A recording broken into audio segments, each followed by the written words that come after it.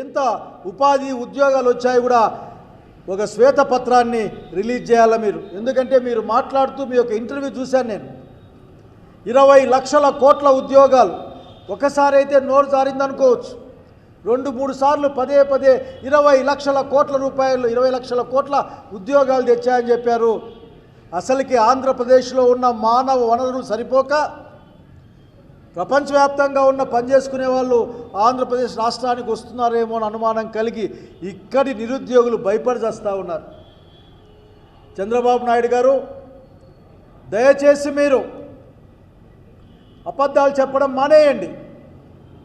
ఇప్పటికి కూడా చెప్తా ఉన్నాం, పెట్టుబడుల సమీకరణ కానీ, పారిశ్రామిక ఉత్పత్తి కానీ, లేక పారిశ్రామిక రంగ నిర్మాణం కానీ జగన్మోహన్ రెడ్డి మీకంటే చాలా శిఖరమంత ఎత్తు ఉన్న సంగతి గుర్తుపెట్టుకోమని కోరుతా ఉన్నాం. మిమ్మల్ని నమ్మేవాళ్ళు లేరు, మీకు బ్రాండ్ వాల్యూ లేదు. ఆంధ్రప్రదేశ్ బ్రాండ్ వాల్యూని మీరు రెడ్ బుక్తో నాశనం చేశారు. మీకు ఏదైనా ఉంటే కదా మిమ్మల్ని నమ్మి రావడానికి, ఎవరైనా మాట్లాడడానికి.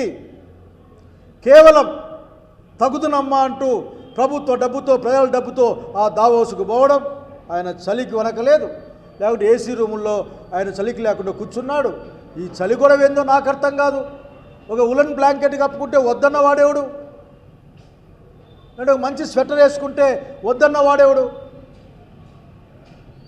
కనుక ఇటువంటి ఊరికే ఆ జాకీ పెట్టుకొని ఎత్తుకునే కార్యక్రమాలు మానేసి ఈ రాష్ట్రానికి ఏం తెచ్చినావో చెప్పాల్సిన అవసరం ఉంది. ప్రతిసారి లక్షల కోట్లే మీ దగ్గర,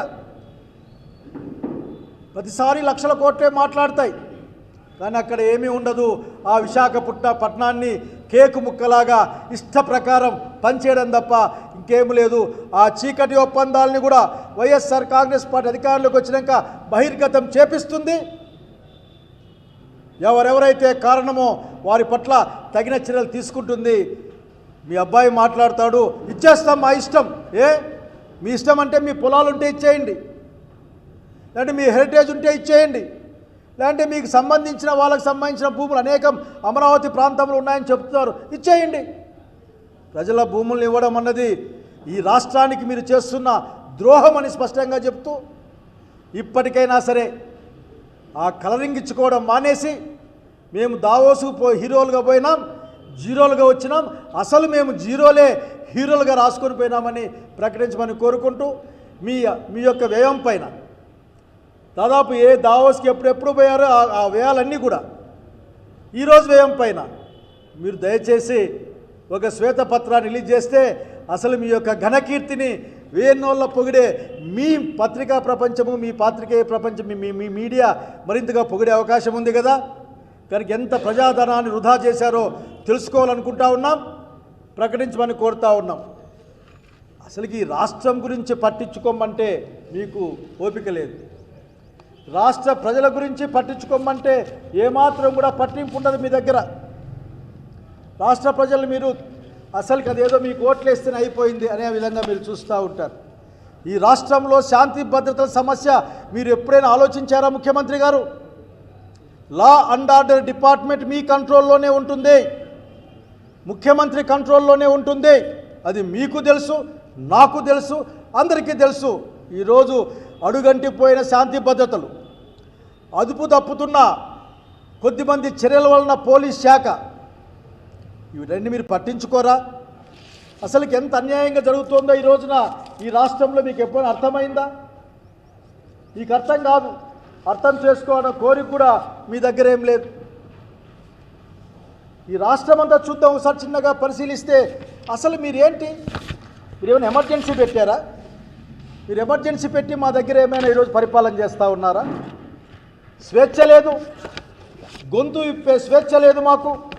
ప్రజలకు కూడా జీతం పెంచమనే హక్కు లేదు, జీతం ఇమ్మనే హక్కు కూడా లేదు. ఆఖరికి మీరు తన్ని లోపలేపిచ్చేస్తారు.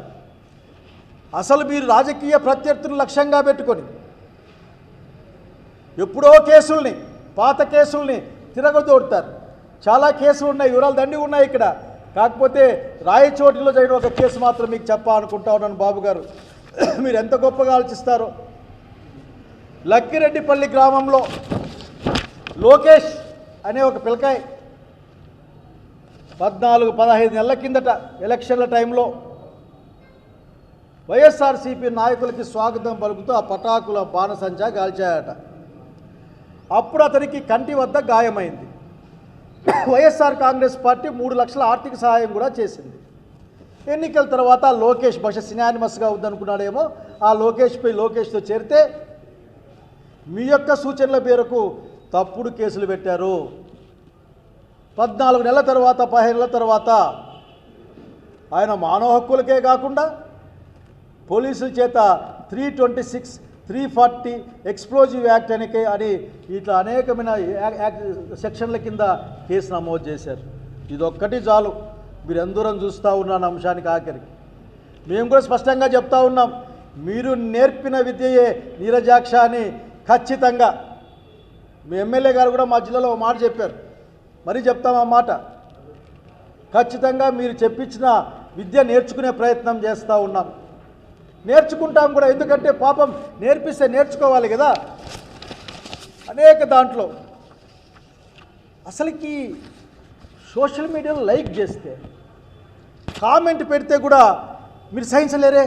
మీరు మీ అబ్బాయి వెంటనే ఎవడో ఒకరితో కేసు పెట్టడం, 15-16 ప్రాంతాల్లో ఒకే కంప్లైంట్ ఇప్పించడం, అతన్ని తిప్పడం, పీటీ వారెంట్ చెప్పడం, తిప్పడం.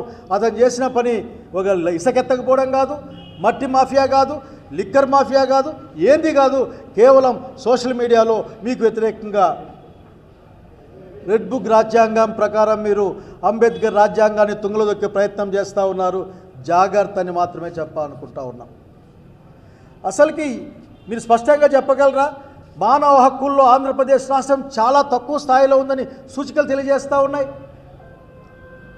ఇక్కడ పాత్రికేయుల ఆ రంగంలో స్వేచ్ఛ లేదని, ఎవరు మాట్లాడిన ఇబ్బందులు పడుతున్నారని, అసలు మానవ హక్కులకి ఇబ్బందిగా ఉందని అనేక రిపోర్ట్లు ముందుకు వస్తూ ఉన్నాయి.